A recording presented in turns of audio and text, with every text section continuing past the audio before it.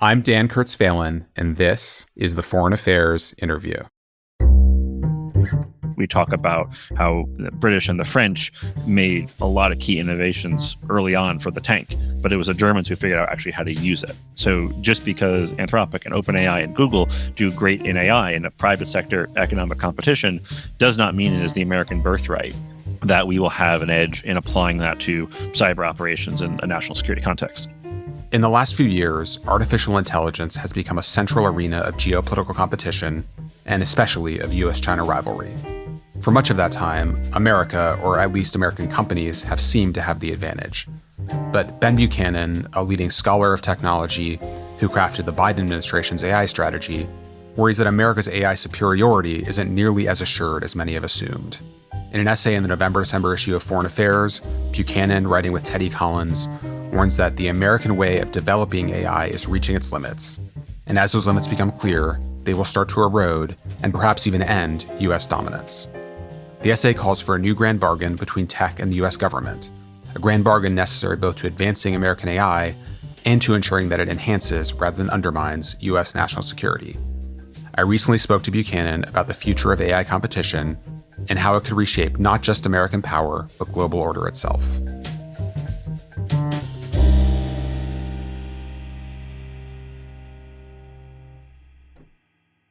Ben, thank you for joining me and for the essay you and Tantum Collins wrote in our new issue. That one is called The AI Grand Bargain. You'd also, I remembered, written a piece for Foreign Affairs in 2020, not so long before you went into government.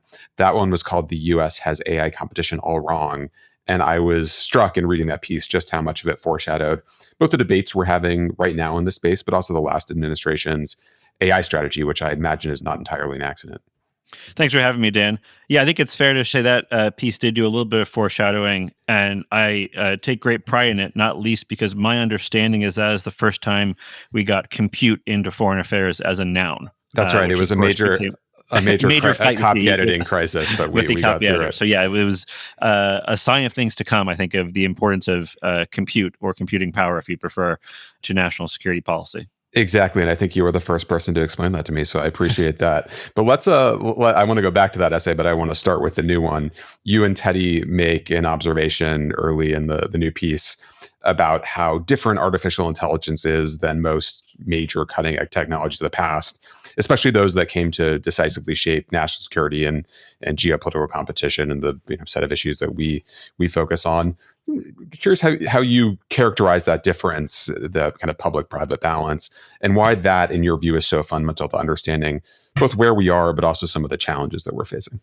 That's right. I think this is the core intellectual through line to AI policy today and many of the most fascinating questions, scholarly and policy, in that AI, in our view, is the first really revolutionary technology, at least for the last 100 or so years, that is primarily coming from the private sector without a U.S. government funding or direction. And if you look at space or nukes or the early days of the internet, the early days of microprocessors, GPS, radar, so much of this, there's a very strong government hand, usually the Department of Defense, in some cases the intelligence community, that is really animating that technological development. It's the private sector doing the work in many cases, but they're often doing it at the behest of the U.S. government and for U.S. government contracts. And the consequence of that level of U.S. government involvement in those technological revolutions is that the U.S. government, almost by definition, has a little bit more understanding because someone in the U.S. government is managing that account, and also some capacity to shape where the technology goes. And it was so clear to us going into the White House in 2021 that the U.S. government didn't have this in AI. If you go back historically, it did. 1950s, 1960s, 1970s, 1980s, absolutely. But the current deep learning moment that's propelling so much AI progress is not one that's done at the behest of the U.S. government. And there's a lot of benefits to that. It saves money for the taxpayer, but it also makes policy harder and in some sense poses a new set of policy challenges, as you said, about the relationship between the public and private sector.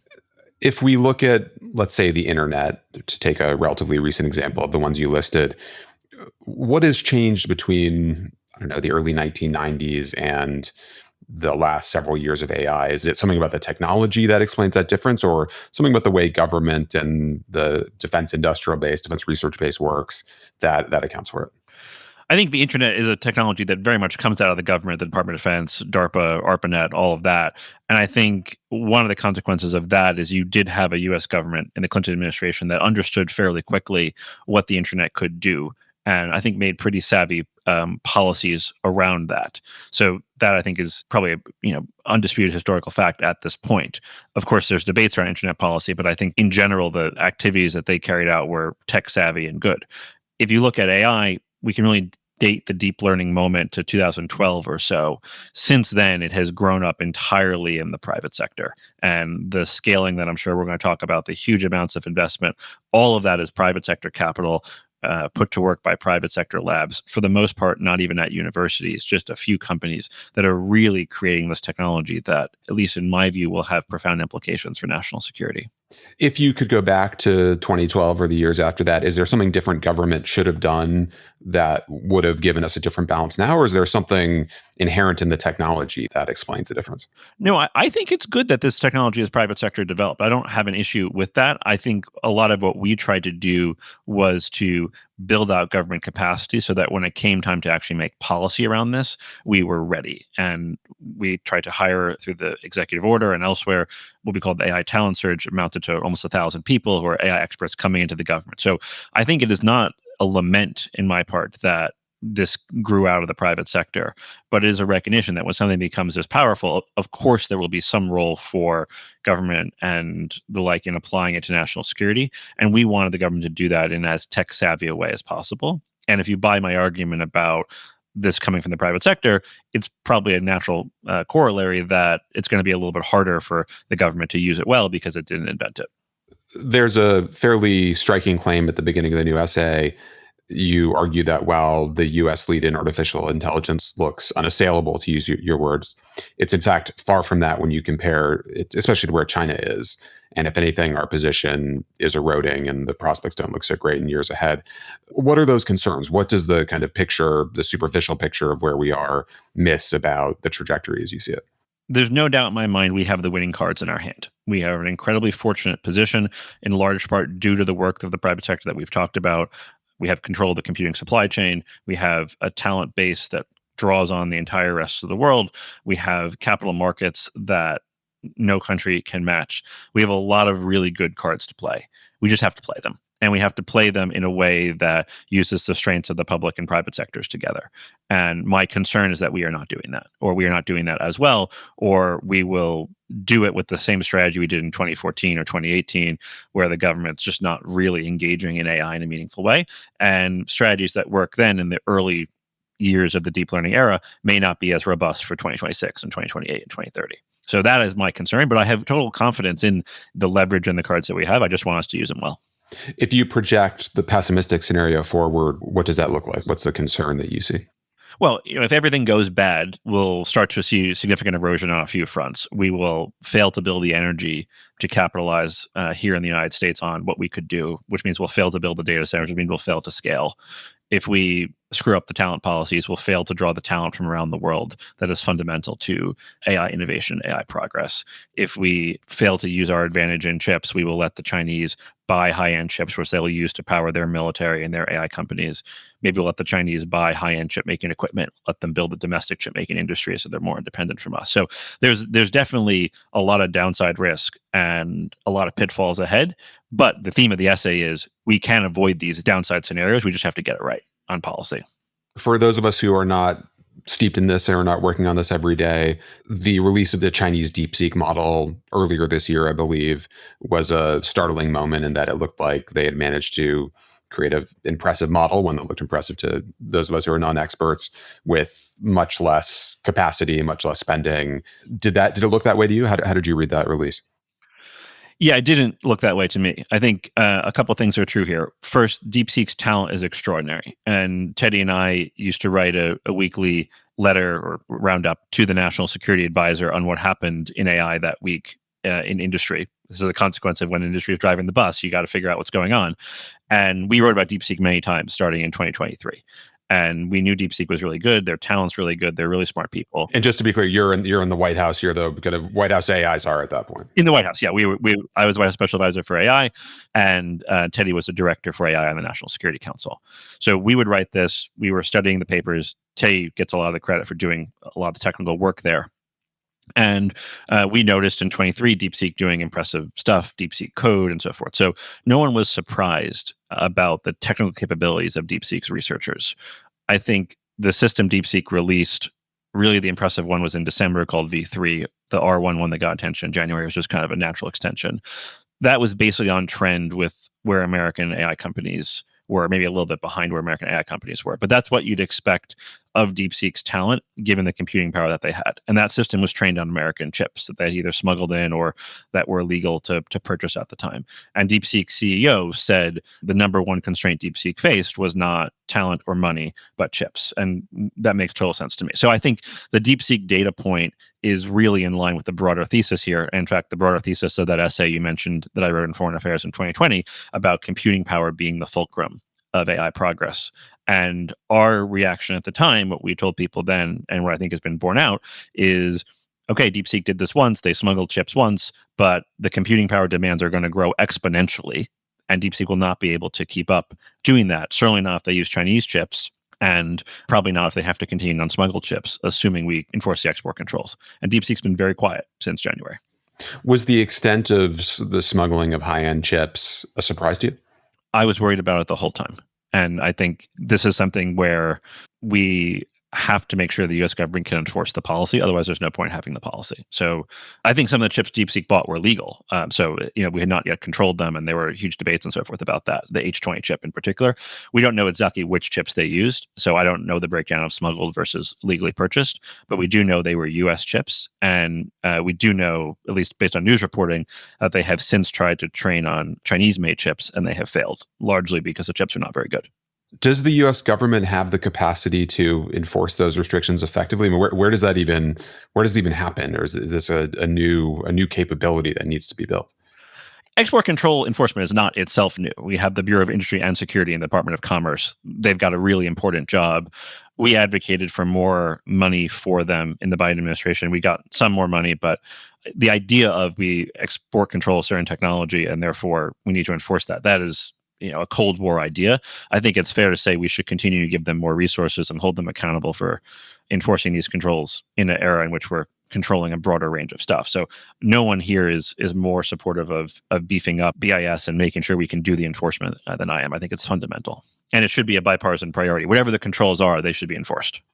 And to be fair, you can look at plenty of moments in the Cold War. I think about AQ-COD and the development of the Pakistani nuclear program, plenty of moments when export controls proved pretty leaky back then as well. It's a tough business. I think the advantage of export controls on chips is you really need a lot of chips. So they'd have to get a lot of them to do things at scale. But we tried to set policies in place that would cut down on smuggling and smuggling routes and the like. I want to dig into a bunch of these specifics, but first stay at a somewhat more abstract level. I think all of us who are, again, not experts in this in the national security world throw around the terms race and AI lead without really knowing what it means. As you understand the race or the contest or however exactly you would characterize it, what exactly are we talking about? What does it mean to win? What do we talk about when we talk about AI competition, to put it in one way? Yeah, I think I prefer competition to race because race implies there's a single finish line, and I don't think that's the case in AI. But I think this is a competition that has multiple facets. The first, and in my view, really essential part of the competition is the competition to develop high-end AI capabilities. And sometimes it's called the competition for the frontier. And that is vital because those are the systems that propel the technology forward. Those are the systems that enable greater capabilities in the industry and the like. So that, I think, is what we see a lot of attention on. And that is the most compute intensive part of the AI competition, where I think American companies have done well. Another area of competition is what you might call the application. So taking that high-end technology and applying it to things like national security. And one of the examples we give in the piece is that it is not necessarily the country that invents the technology that applies it well in a national security context. And we talk about how the British and the French made a lot of key innovations early on for the tank, but it was the Germans who figured out actually how to use it. So just because Anthropic and OpenAI and Google do great in AI in a private sector economic competition does not mean it is the American birthright that we will have an edge in applying that to cyber operations in a national security context. So there's a key part of what we work on, a key part of the competition is making sure that we're applying it well. And I think the third part is what you might call diffusion, which is saying, let's get this technology out across the world so that we can compete in markets overseas, so that when someone in a developing country is querying an AI system, they're using Gemini from Google or ChatGPT from OpenAI or Claude from Anthropic rather than DeepSeek. And that's also a fundamental part of this competition. And in my view, there are things that you can do that are robustly good across all three. One of the big ones is don't sell China chips and chip making equipment, because chips and chip making equipment are fundamental to the frontier, kind of tautologically, given the role of computing power. They're fundamental towards applying that to national security applications, and they're also fundamental to competing. DeepSeek needs to have the chips to perform inference and run their servers and train their systems and the like, and that's what they need to do to compete in the developing world and beyond. So those are the three parts of the competition, and I think we have a strategy for each, but then there are actions that are good across the board. It does appear that China has been more effective in those two second arenas of competition, that in some ways the Chinese system makes it easier to enforce the use of AI across the military and national security system, that it's been more proactive about diffusing chips, at least in the global south. Is that impression right? I don't know if that's right. I think it is manifestly clear China is behind the frontier. So competition sector one, I think they're clearly behind. I think the military context is hard to say in public. You could imagine an argument that goes, a centralized military will be better at applying something in a top-down sense. That may be true. The Chinese military is a cipher in many respects, and there's aspects of it that are very impressive, and then there's aspects of it where it's riven with corruption and so forth. And frankly, I'm not a PLA scholar, so I would not want to get out over my skis in saying that. And then the third one, in terms of the Chinese diffusion, I don't think they're particularly good at that. They're certainly not good at diffusing the chips because they don't make that many chips, and they don't make very good chips. Secretary Lutnick testified this year that China is only making 200,000 chips this year. That's not enough for a single data center. So in terms of the competition, China's going to put a ton of data centers around the world. That is just not a serious threat right now, especially if we do our job on cutting off chip making equipment. DeepSeek is definitely more competitive. I would imagine American companies are making a lot more money than DeepSeek is, and so forth, including at lower price points. But I still think I'd rather be us than them on the diffusion aspect of the competition.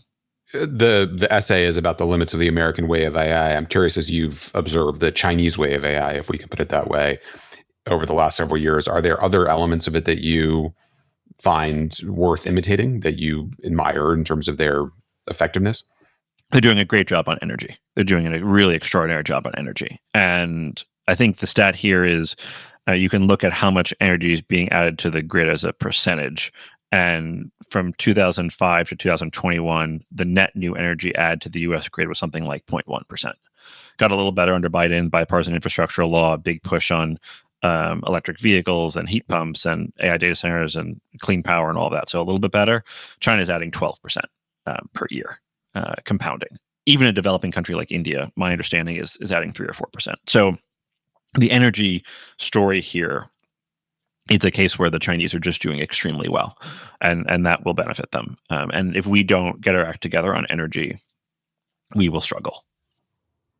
I was struck by a line in the 2020 essay you wrote, I'm quoting you here, fears of an AI arms race between the two countries abound, and although the rhetoric often outpaces the technological reality, rising political tensions mean that both countries increasingly view AI as a zero-sum game. Two countries here, of course, being the U.S. and China. Is it a zero-sum game? Is that the right way to think of it? I don't think it is a zero-sum game. I think there is an opportunity for win-win collaboration between the two countries, and there's a line in the president's executive order that I'm very proud of. President Biden, just to be clear, yeah. Yeah, President Biden's the first AI executive order, something to the effect of, we are willing to engage on AI safety and cooperation, not just with our allies and partners, but also with our competitors. So I do think there is a space for robust engagement between the United States and China as two very significant leaders in AI to manage the risks for all of humanity and to have positive sum outcomes. I don't think we need to give the most advanced technology in the world in order to realize that. And I wouldn't want to trade one for the other, but I do think there's a space here in which we can have positive sum outcomes. And I know that we saw at least nascent talks on AI and nuclear weapons complex between the U.S. and China. Is there any other meaningful cooperation on that front, or is that really the only place where we're seeing any traction? Well, I don't know what's happened since I left, but both Teddy and I and a number of our colleagues met with the Chinese in Geneva in May of 2024, which was a follow-up to the meeting between President Biden and President Xi, I believe, in November of 23, where they talked about AI and agreed to have a dialogue. And I think we tried to say, look, we think there's room for collaboration here and so forth. I wouldn't characterize the Chinese as incredibly open to it, but I think the agreement we eventually came to on not having AI and nuclear command and control systems could be described as common sense. But I think it's really good that the two countries at least can show the world they can do common sense. And there's nothing I can tell you you don't know about diplomacy, Dan, but sometimes you got to start small and build from there. And had we had a Harris term, I think this is something that certainly I was committed to. And I think a lot of people in the White House and the administration would have been committed to, is saying, let's engage with the Chinese and let's find the things where it affects everyone and we have shared interests, and let's work on those. And was the progress there possible simply because it's so easy to imagine a doomsday scenario involving AI hallucination that starts a nuclear apocalypse? Is that a kind of clarifying idea? Yeah, I don't think anyone's team AI and nukes. So at least I wasn't. And but just because an idea is obvious, as you know very well, does not mean that it happens in foreign policy or international diplomacy. So I think the State Department, people like Tarun Chhabra, Set Center, get a lot of credit for shepherding that from common sense idea to actual reality. And of course, that goes up the chain to Jake Sullivan and others. And I think it would have been a foundation on which we could build, and frankly, on which I hope the Trump administration builds. And this is not a partisan thing. We talk about this in such bipolar U.S.-China terms, as with many other issues at this point. Are there other relevant players here as you look at whether it's American allies, the Europeans, or Japanese or Koreans, or adversaries? Yeah, I really look at this as our network of democracies and our alliance of democracies joined together. And as your question implies, there are countries like Japan and the Netherlands that are world leaders in making chip-making equipment alongside the United States. Of course, Taiwan is the world leader in making chips. Korea has a very important role. Germany has a very important role given some of the inputs to the chip-making equipment. So I think there's a constellation of democratic countries here that we tried to pull together to assemble a united front, for lack of a better term, or a joined group of nations that had a commitment to how this technology could be used in a way that benefits democracy and manages stability and so forth. When you talk about the first arena of competition, the frontier models, again, in popular conversation, there's been a debate about AGI, about artificial general intelligence or superintelligence. Do you see it as a useful way of thinking about the issue, or a distraction from the real challenges? I don't love the term AGI, and I think there's two things that are both true here. The first is you don't need to believe in AGI or superintelligence, I think, to buy the policies that we did. And the policies that we put into place and the way we view this, I think, is robust to a wide range of AI outcomes. And even in the world in which AI progress stopped tomorrow or next year, there would be implications of AI for cyber operations. And we'd want to make sure that America comes out in that application and invention of the technology for those kind of national security purposes. So you don't have to believe in AGI or superintelligence, I think, to say, well, we shouldn't sell chips to China. We should make sure we're building energy at home. We should get the world's talent here and so forth. That said, I personally believe that we see extraordinary AI progress, that a lot of the things that were hypotheses or theories in 2020 and 2021 when we were going in are now close to borne out. And there is good evidence that progress will continue. There are really clear, measurable ways in which AI progress has accelerated in ways that we expected but couldn't know for sure would happen over the last few years. I see no sign of that slowing down. I think there's some evidence that it's actually going to speed up as we see AI systems accelerate AI research. One of the most significant research papers from 2025 is a system called Alpha Evolve from Google that came out in May or so. And in that paper, Google showed that you could use AI to speed up AI progress. And they, in fact, used AI to find a better way of doing matrix multiplication, one of the core mathematical algorithms, essentially a more efficient way of doing math. And humans hadn't improved matrix multiplication in something like 56 years. So the AI system found a new way to do math, or a more efficient way to do math, that I think shaved the time off of that mathematical operation by something like 23%. So it's early, but you can begin to see signs of what so many AI researchers are looking for, which is this loop in which AI systems accelerate AI progress. Now, there's a question of how far away the ceiling is, at what point does that plateau? All that stuff's very real, but I think it is the case here that we should at least be thinking seriously about AI systems that continue to get profoundly better. And what's the threshold that would allow you to call it superintelligence or AGI, or at least what we would think of in the popular conversation is one of those things? Yeah, the definitions are always shaky, but I think for AGI, what you're pushing at there is the generality. So the common definition is a machine that can do any cognitive task, or almost any cognitive task, as well as almost any human. And then a super intelligent machine is a machine that can do any cognitive task better than any human. But we should be honest and say these are fuzzy definitions.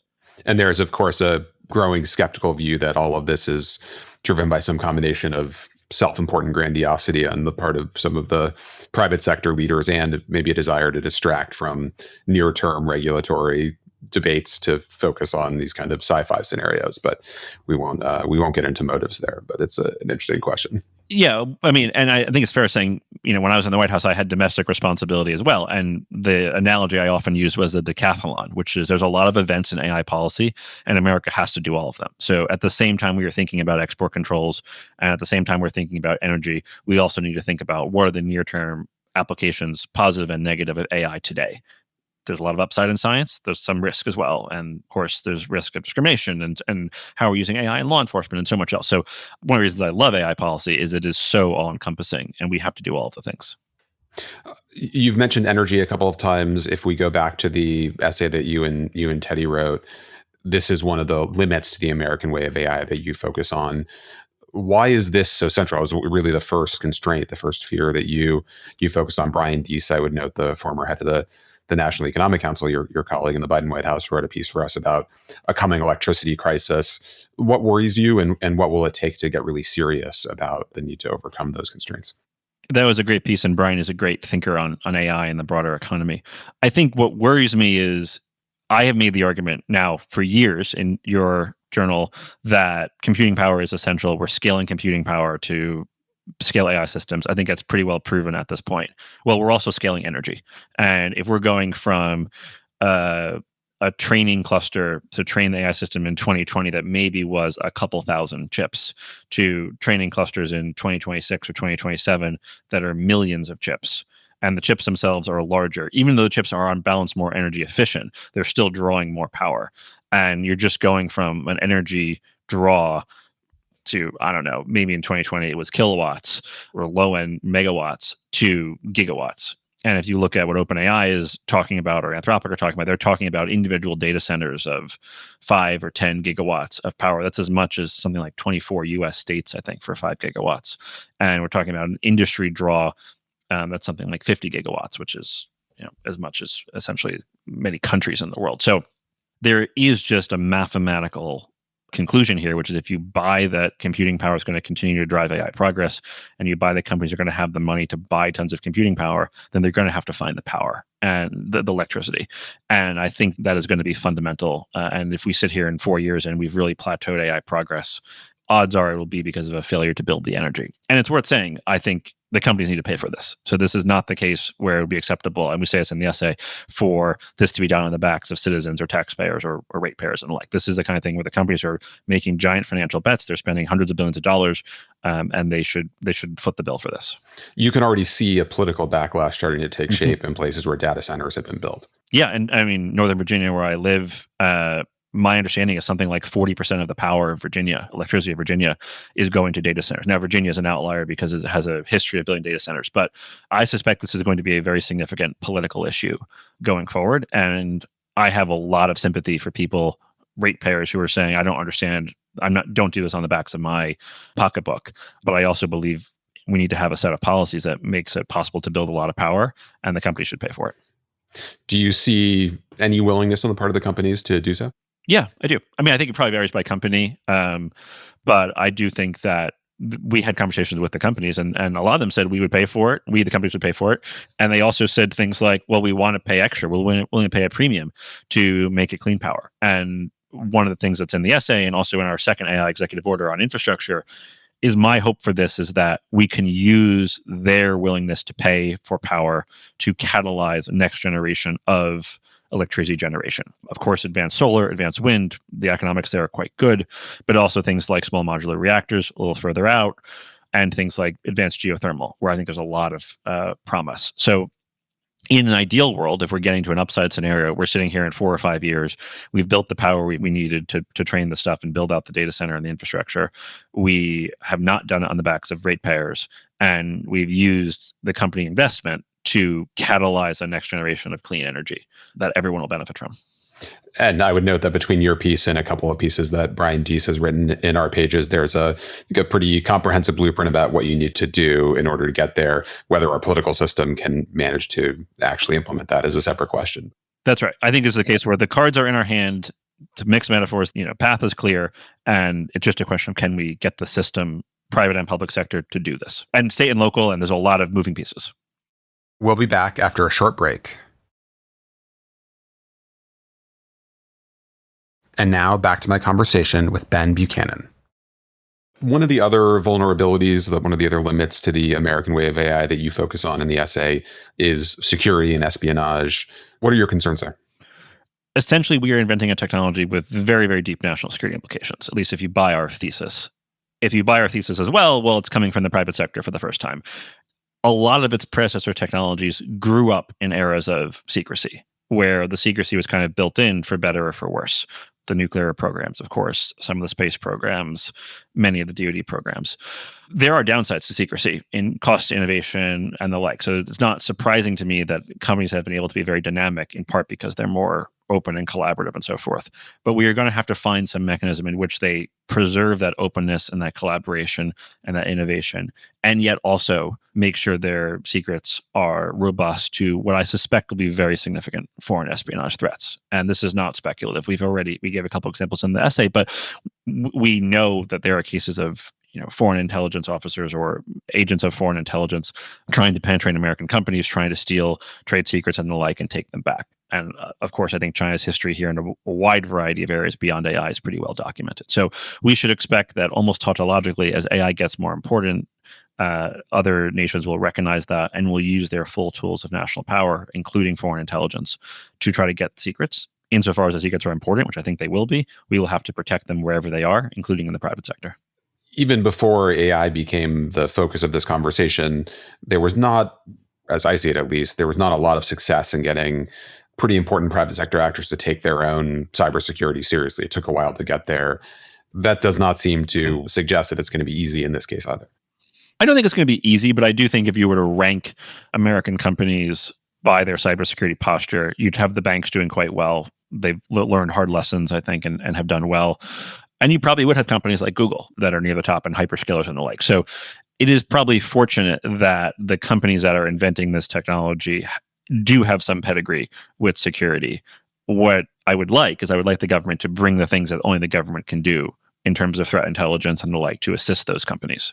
And this was a theme in the National Security Memorandum that President Biden signed in October of 2024 that Teddy and I worked on extensively, is to say, well, let's see what we can do here to preserve the dynamic ecosystem, preserve the way you've done cybersecurity in the private sector, but also bolster that however we can with the kind of support that presumably only the government could muster. And I suppose the difference with some of the more traditional kinds of cyber penetration is that you're dealing with telecommunications infrastructure that was built 50 years ago in some cases. That's right. Google, I think, has learned hard lessons, and companies like Google, I'm using them as a stand-in for the broader industry, have learned hard lessons already. And I think we have a foundation there. I want them to build what they're going to build, and I want the U.S. government to help however it can. There's another side, the flip side to this national security vulnerability, which is the way that the U.S. national security apparatus integrates AI into its own operations. As you put it, quote, right now, strong partnerships between AI firms and U.S. national security agencies are few and far between, and those that do exist are in the early stages. What is so hard about this? What are your anxieties here? There's a number of pieces of it. The first, of course, is the U.S. government has to get it, and you need to have people in the U.S. government who understand what this technology can do. There were some, but I wouldn't say it was the norm. And again, I don't want to blame them. This is coming not from their area. They've got real jobs. It's not their job to read AI research papers, but it is fundamental that the U.S. government figures out what's going on in the private sector and applies it where appropriate. Second, I think there is just an ossification of military and intelligence, a hardening of how it is done that, I'm sure you experienced when you were in the government. Sometimes that's there for good reasons. Sometimes that's there for bad reasons. And that just makes it that the military is not an early adopter, or the DoD and the intelligence community are not often early adopters of technology that we're going to have to overcome. And I think we actually made good progress on that. And again, a lot of hardworking civil servants get credit there. And I think probably the third is figuring out what are the guardrails that are appropriate for this. And this is an area where the United States needs to distinguish itself from China and needs to say, look, there should be real limits on how we use this technology. And it is not acceptable to use AI to build a domestic surveillance state. Even if we want to use it to improve our cyber operations against the Chinese, which we should, it's not okay to turn that on our own populace. So in some sense, that is a break, but it's also a break of a reasonable form. What I found is that what everyone benefited from was clarity, and that everyone in the system wanted to know what the technology could do. They wanted to know how to apply it to the mission, and they wanted to know what the boundaries were. And that was what the National Security Memorandum was meant to do. I think we did a lot of the big picture stuff, in my view, in a way that was right and set a good course. The work that remains to be done is now translating that to the rest of the system, getting people at the line officer level to buy in, to make this a priority, and then changing a lot of government procedures, procurement and the like, to make sure we the government are buying technology from a broad range of companies and the like that are actually inventing this. And this is something that is called out explicitly in the National Security Memorandum as a priority, but I don't know that it actually happened in the certainly not in the 3 months that we had after that document was signed, and it needs to continue. So it's really important to me that we have a competitive ecosystem in AI, that's not just the same couple companies that are doing this. It's especially important in a defense contract where you do have just a couple big primes. So that, I think, is a final piece of this that definitely remains to be executed. In the piece, you pull these elements together into what you call a grand bargain between the tech industry and the government. Describe that grand bargain. What does that look like? Yeah, grand bargains are always easier as taglines than as policies, but I think the analysis Teddy and I did is that, well, there's some things here that only government can do, and there's some things here that only the private sector can do, and it is really in America's national security interest for everyone to work together. And just because something makes sense doesn't mean it will happen, but we think there's enough alignment here of interest that the country could push this with savvy policymaking. So obviously there's the robustly good things, holding the Chinese military back, controlling chips, controlling chip making equipment. Then American companies need talent. So bringing in high-end talent from around the world, things like the O1 visa and the like, to get them the researchers they need. The stat that always stuck with me was in 2022, when the study was done, of the top 100 AI scientists in the United States, something like 70 were born outside the United States. So there's clearly a deal to be done on talent. Obviously on energy, we've talked about this quite a bit, building out the energy here at the company's expense to make sure they can scale the infrastructure in a way that they need to, providing security for the companies or security assistance for the companies. And then in return, getting the companies to help with the application of AI to national security, which I have found companies generally are willing to do. But it's a question of making sure that the fit is right. So we think there's enough things on each side of the ledger here that there's a deal that can be done that will be to everyone's interest, most of all the United States. You spent 3 or 4 years at the government side of this in the White House. You've now been working with companies, advising companies on the other side for the last several months. Has your view of this grand bargain changed, your sense of willingness to engage in it, or challenges that you didn't appreciate sufficiently when you were in government? I don't think the contours of the bargain have changed. I think I feel more urgency now because the technology is clearly continuing to make a lot of progress. And there were worlds in which it could have plateaued in 24 or 25, and those are not the worlds we are living in. The scaling law of computing power yielding capabilities continues to hold. We are starting to see signs of a recursive loop in which AI makes AI research more tractable and more efficient. So the data that has come in over the last 9 months since I left the administration, or 10 months, whatever it's been since I left the administration, only reaffirms my view here that this is an urgently important matter. Let's go to that moment 10 months ago when you left the administration. I'm interested in how you see the continuities and discontinuities between the Biden and Trump approaches on these issues. I mean, at a high level, from a distance, it appears that we've gone from a sort of controlled and deliberate approach under Biden. Know what you're deploying before you deploy it, some regulation, a more restrictive approach to chip diffusion and what the rest of the world has access to across the board accelerationism in some sense. I think that's reflected in the Trump AI action plan. Is something like that right? Is there more continuity that story misses? It's hard to pin down what the Trump administration AI policy is because there's a bunch of different conflicting actions. So the rhetoric is certainly very accelerationist. And yet, if you look at the energy policy, with some exceptions, it isn't. If they're canceling transmission lines that would be the largest transmission line in the country, they're canceling solar farms in Nevada that would produce 5 gigawatts. So a pure accelerationist, I think, would say we'll build as much energy as possible. And that was the rhetoric that Trump talked about, I think, in his convention speech, building electricity for AI and so forth. So that's a case where I just think it's been a little bit hard to figure out what the policy actually is. And my suspicion is you just have different people making different policies, and there's not a ton of coherence. I think in the Trump administration, again, the rhetoric was, he said, staple a diploma to every green card or something to that effect. That hasn't happened. We've seen a very, very different immigration policy that I imagine will have effects on AI researchers' willingness to come to the United States. And then on stuff like the chip controls, they've been all over the place. They took, in my view, very admirable step of controlling the H-20. They have in the AI action plan a really well-written call out to the importance of computing power for AI competition with China, the need to deny this resource to the Chinese. They've reversed the controls on the H-20. They've been all over the place on what their posture is going to be on more advanced chips. They haven't really done, as far as I can tell, anything on controlling chip making equipment, which is an area where you need kind of continued maintenance to keep with changing times. So it's hard to point to a single coherent policy there. So in many cases, I think the underlying rhetoric is not terrible, but I don't necessarily see a clear through line of here's how they're approaching AI and here's what they're doing to win the race to the frontier or win the competition at the frontier, to apply this to the military where we haven't seen very much, and then to diffuse American models around the world, so that American companies outcompete DeepSeek. I just haven't seen that kind of coherence yet.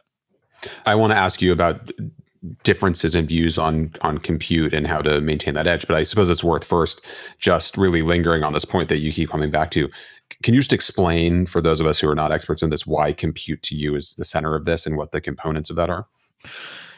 Yeah, a key part of the AI process is what's called the training of an AI system. So this is the part in which you basically show the AI data, you teach it about the world, and you build the system that you'll then go off and use for new problems and the like. And this is a compute-intensive process. And one of the things that we have observed as an empirical observation, and that led to the piece I wrote in 2020, is that the capability of the resulting AI system scales with the amount of computing power used to train it. Assuming you're also putting data in, but that's usually not that hard.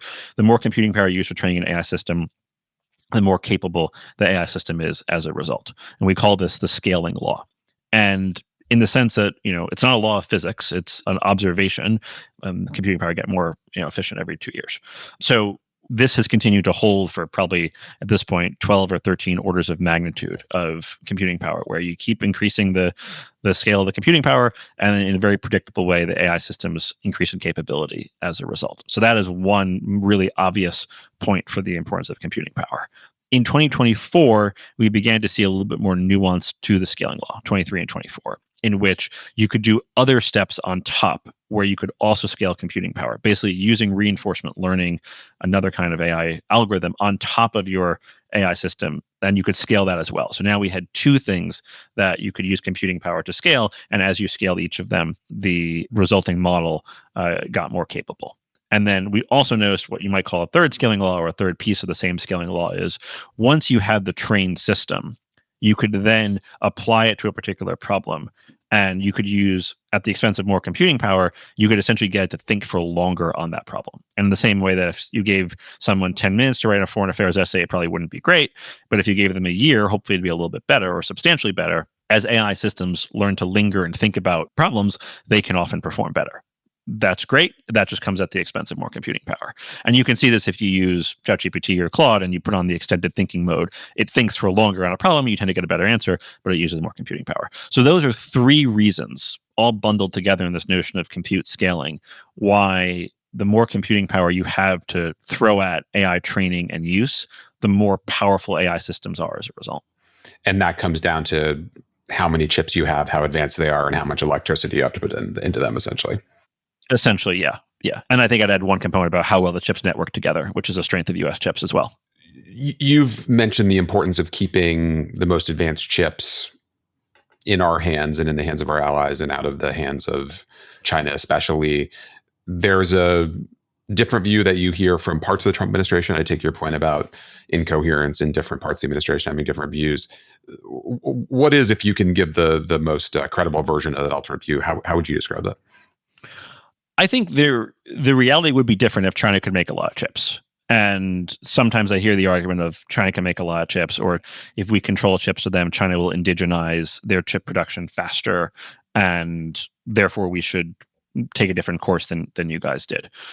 I just don't think as a factual matter that's right. I think as a factual matter, China in 2014 recognized that chip making was hugely important for national security.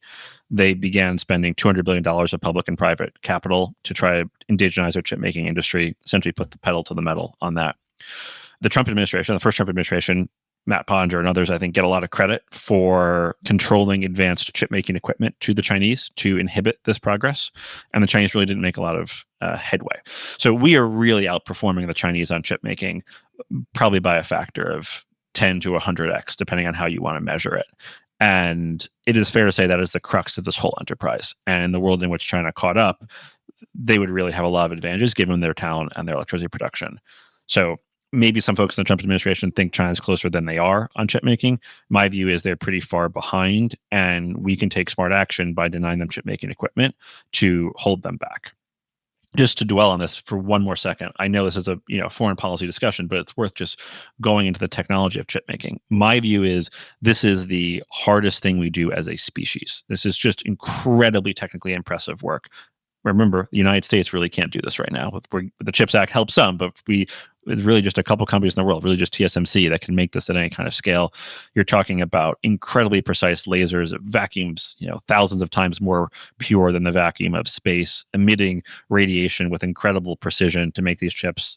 It is a process that you spend 10 minutes looking at it. You're like, wow, okay, this really is something that is hard to do. And then you recognize spending 10 minutes looking at it gets you, 0.1% of the complexity of the process. And this was a technique for chip making that was built over decades by a network of American and other democratic companies. China is going to have a very, very heavy lift indigenizing that all from scratch, especially if we're yanking the chip making equipment from them. So that probably is the steelman case for the Trump administration. I don't find it compelling as a factual matter.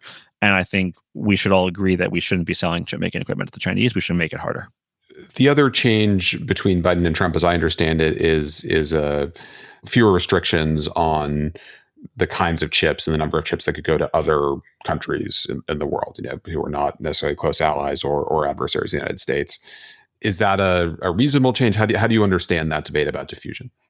Yeah, this is something called the diffusion rule, which I would argue is distinct from the diffusion part of the competition, though it's related. And this question essentially is, in a world of constrained chip supply, where every chip that's being made is being bought, how do you want to determine where those chips go? And our view, I think, was, we wouldn't necessarily use this phrase, but pretty close to America first, in saying we want American companies and the companies of our close allies to get first crack at the chips. And we want to make sure that we are, in addition to that, cutting off the smuggling routes through which these chips might be smuggled to China and the like. So if you look at our rule, the diffusion rule, it allows for really large numbers of chips to go all over the world, but not so many chips that they could build out whole AI training ecosystems and the like. And it gives essentially a preference, if you'd like, or an advantage to trusted American companies that we know will not smuggle the chips and that will meet security standards and the like. We create a pathway for companies from other countries to reach that status. So this is not a protectionist policy, but it is saying we want the United States to lead in AI, to dominate in AI development. We want American data centers built all over the world, but we want to make sure that those chips are not being smuggled to China. And we don't want to repeat some of the mistakes of the past of just offshoring what we imagine will be a very vital industry to nations that are willing to foot that bill. So there is a mix of very tactical cutting off smuggling reasons for why we did what we did, and then also strategic reason to just assert a very important role for the United States, even as we work with allies and partners all over the world. And concretely, the rule would allow millions of chips to go to even countries that are not close allies, the vast majority of them through American companies, but also a large number to their own domestic companies. And again, there's a pathway there for those companies to meet security standards and get even more chips. So it is not like we were saying only chips for America and that's it. We were saying let's have a managed policy for positioning America the strongest and America and its allies the strongest in a world of chip scarcity where chips are increasingly important. The flashiest announcement on Trump's, I believe his first foreign trip to the Middle East in the spring was the news of a major data center in the United Arab Emirates with billions of dollars of American chips going into it. Did you see that as a good deal, like the right way of doing this, or does that raise concerns to you? The devil's in the details. Our policy would have permitted American companies to build big data centers in United Arab Emirates or in Saudi and other places that wanted them. So in that sense, it's consistent. Our policy also would have let us sell, large numbers of chips, though not as many, to local firms in those countries. So our posture was not, we're giving them nothing. The devil's in the details on the Trump thing. And frankly, we haven't seen any details. And I don't know how many licenses have been granted. And I just don't know how they're operationalizing this. For better or for worse, the Biden administration put this all in a 200-page rule that lays out it's complex, sure, but it's all there. So we know what the deal was. I don't have that same kind of clarity on the Trump administration posture here. I mean, I think a lot of people following this debate without any of the expertise that you have say, look, I remember when people were telling us that China would never get to the cutting edge of other technologies in the past. And all of a sudden we, woke up one day and saw that it had. Does that worry you? Does your assurance here? I know you're saying we should be empirical about this, but surely that precedent would be somewhat worrying. Yeah, I mean, I think the precedent cuts a couple of ways. First, insofar as some people in the Trump administration, like Howard Lutnick, have made the argument, we have to get China addicted to our chips so that they don't indigenize. I think the precedent of history here absolutely cuts the other way. In every single other industry, EVs, solar panels, whatever it is, the notion we're going to get China addicted and they're not going to indigenize just doesn't hold water. They've done it in every single industry, as your question suggests. So in my mind, we know their intentions. Their intentions are to indigenize. Their intentions are to kick out Western suppliers, to have their own supply chain for chips. So with clarity on their intentions, and the question is, will they succeed? And I think my view is maybe someday. I would never doubt their ingenuity, but our job is to make it as hard as possible. And the good news is I think chip making is incredibly difficult intrinsically, such that we really can, with targeted action, buy a lot of time here. How much time? Is it 5 years? Is it 10 years? Is it 20 years? I don't know. It depends on the threshold, depends on the scale and so forth. But there's no doubt in my mind about Chinese intentions. There's no real doubt about Chinese capabilities. It's just a question of what can we do to slow them down. And the good news is I think we can do a lot. I want to close with perhaps a more personal question. You've been working on AI and its intersection with policy and national security since the time when most of us in the foreign policy world knew of this only as a obscure and esoteric issue. If you step back and reflect on the last decade or so of your experience studying and working on AI and how it shaped policy and geopolitics, what has surprised you in that time? What about where we are now would have shocked you if you could go back and tell yourself 10 years ago? I think I am surprised by how much this has become a mainstream issue. I think intellectually, I expected something like that just because I had very strong convictions about where this was going to go from a technology perspective. And that's part of the reason why I spent so much time on it, as far back as 2015 or earlier. And the same is true, I think, for my co-author in this piece, Teddy, who, we were studying this together way back when. But I think emotionally, or like as someone who's been a part of the process, it is just surprising to me to have, not one, but many conversations in the Situation Room about the intricate details of chips and chip making and where AI is going, or, some number of conversations in the Oval Office about how this is affecting America's domestic competitiveness and what this means for the American people and the foreign policy dimensions. And, it's nerd stuff. And it's surprising to me how much the nerd stuff that is near and dear to my heart has gotten picked up by a group of people who, if they're nerds, they're a different type of nerd. Well, Ben, thank you for this conversation and for the many great pieces you've done for us. We'll look forward to more. And I should also thank you for 5 or 6 years ago forcing us to have the hard copy editing conversation about whether compute could be a verb. So it is a metaphor for many, many things about where the world is going. That's exactly thank you, right. Dan, for having me in your pages then, and again alongside Teddy this time. Thanks a lot, Ben. Have a good day.